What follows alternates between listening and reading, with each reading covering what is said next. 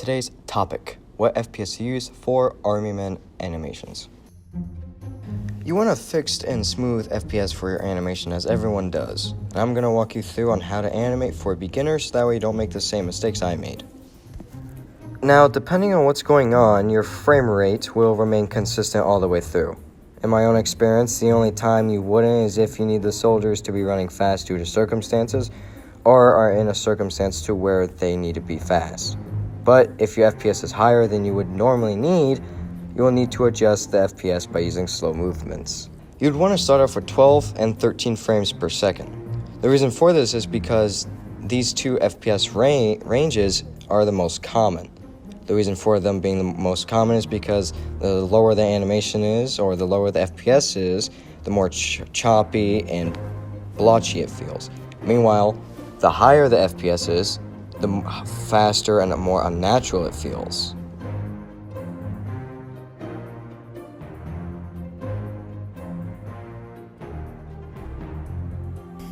Take a look at this clip.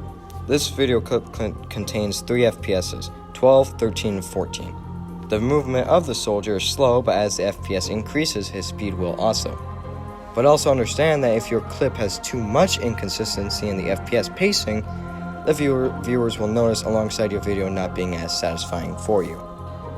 As you can see, the 13 FPS pace is much better. The reason for this is because it makes the pauses more impactful and it flows better with the rest of the video.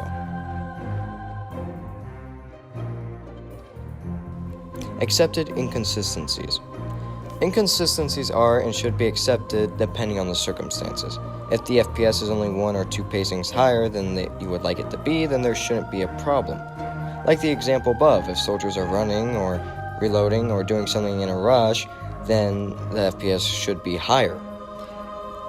However, when you go to edit it, make sure that the angles are separated and make sure that there's spacing in between clips with a low and high FPS rate. Unaccepted inconsistencies.